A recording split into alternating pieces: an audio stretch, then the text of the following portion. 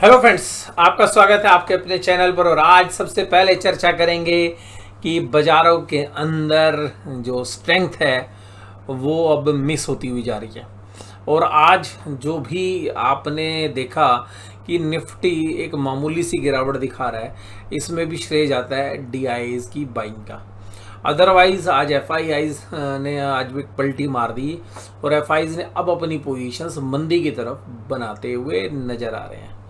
और कुल मिलाकर निफ्टी अब 25,000 की जो सपोर्ट है, मुझे लगता है कि अब या तो कल के दिन में या नेक्स्ट वीक में बहुत ही जल्द इसको टेस्ट करेगा। और हो सकता है कि अब 25,000 तोड़ने के बाद निफ्टी जो है एक वीकनेस के जो क्लियर इंडिकेशंस हैं वो बाज़ार को मिलने लगे। अब अगर हम निफ्टी 50 की बात करें तो जो हमने आपके साथ पहले भी चर्चा की थी, तो अब हमें लग रहा है कि ये जो पैटर्न है अब एम पैटर्न बनने की तैयारी हो रही है। और बाज़ार में हम सितंबर के महीने को एक वीकनेस की तरह प्ले करते हुए देखेंगे। लेकिन अभी हम टेक्निकली वीकनेस बनी नहीं है, बट लेकिन जब वीकनेस बन जाएगी, जब सब लोग मंदी बना लेंगे, चिल्लाने लगेंगे, तो पैसा थोड़ी ना बनता है। तो पैसा तो देखिएगा फर्स्ट मूव पे बनेगा। बट मुझे लगता है कि अब अगर निफ्टी 25,000 के लेवल को तोड़ दिया है तो एक क्लियर कट हमें लग रहा है 500-700 पॉइंट का फुल 25,000 टूटने के बाद बाजार सितंबर के महीने में दिखा सकता है। और कुल मिलाकर वैल्यूएशन स्ट्रेच है। और जो मार्केट के अंदर जो मोमेंटम होता है वो मोमेंटम निफ्टी में अब वो नहीं है जैसा आज से 10 दिन पहले था।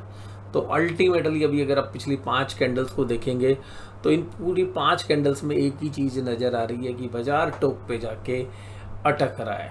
बाज़ार को कोई नया ट्रिगर चाहिए या बाज़ार को एक प्रॉफिट बुकिंग चाहिए। तो अल्टीमेटली हम एंटिसिपेट कर रहे हैं कि अब निफ्टी 50 जो है वीकनेस के क्लियर इंडिकेशंस अगले 1 या 2 दिन में सबके लिए दे देगा। तो हमारा तो व्यू था शुरू से ही कि हम भाई सितंबर के सेकंड वीक में हम मंदी मान के चल रहे हैं। हमें लग रहा है कि अब ये मैंने पहले ही बोला था कि इस हफ्ते के जो सेकंड पार्ट होगा, सेकंड हाफ, वहाँ तक आपको संकेत आ जाएंगे जो हमने वीकली एनालिसिस किया था। अब हमें लगता है कि जैसे जैसे महीना चढ़ेगा आगे, वैसे वैसे जो बेरिशनेस है बाज़ार में वो हावी होती हुई नज़र आएगी। और बाज़ार अब जो है जो भी पुल बैक लेगा उसके सामने आपको एक अच्छी खासी सेलिंग देखने के लिए मिलेगी। एज ए डिस्क्लोजर, कोई भी अगर आप ट्रेड लें तो अपने फाइनेंशियल एडवाइस सलाह लें।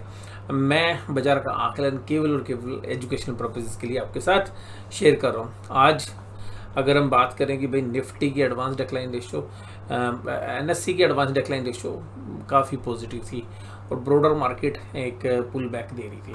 बट मुझे लग रहा है कि अब ये जो पुल बैक था ये केवल भ्रमित करने वाला है। टाइटन, एलटीआई, माइंडट्री, विप्रो जैसे शेयर्स आज तेजी में थे। और कमजोरी कहाँ थी? Cipla, Reliance industries, doctor Reddy's lab, coal India. और रिलायंस में देखिएगा बोनस की भी अनाउंसमेंट आ गई, हालांकि उस अनाउंसमेंट के बाद जो है शेयर्स 1.42% टूट गया। और हमें लग रहा है कि रिलायंस इंडस्ट्रीज़ ये जो वीकनेस है ये बाज़ार की जो नॉर्मल वीकनेस है उसकी वजह से है। और जो एक बोनस की खबर या कभी स्प्लिट की खबर होती है तो एक मोमेंटम आ जाता है उस खबर की वजह से। तो buy on rumour, sell on news, तो बस ये है कुछ। हमें नहीं लगता कि खाली आज जो अनाउंसमेंट हो गई उसकी वजह से टूट गया। तो जितना वो उस खबर की तरफ से या अफवाह पे जब शेयर चलता है तो उतना न्यूज़ आने के बाद करेक्ट होना एक लाजमी है। तो कोई करेक्शन भी नहीं मैं मान रहा। तो मुझे लगता है कि रिलायंस में अगर वैल्यूशन वाइज देखें लार्ज कैप स्टॉक है, पर अगर बाजार में करेक्शन आएगी तो देखिए फिर सब में ही आनी है। अब निफ्टी बैंक 51473 अपने आप को संभाल पाया बहुत अच्छे से।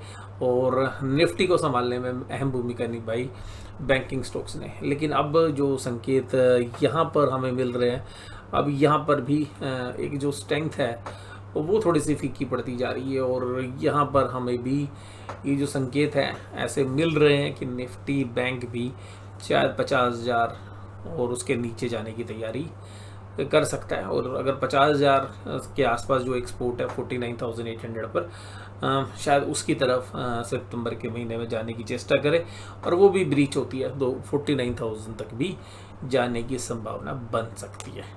तो ये हमारा आउटलुक है। मैं कोई भी जो ट्रेड्स हैं आपको सजेस्ट नहीं कर रहा हूँ, ये मेरा व्यू है, मैं गलत भी हो सकता हूँ।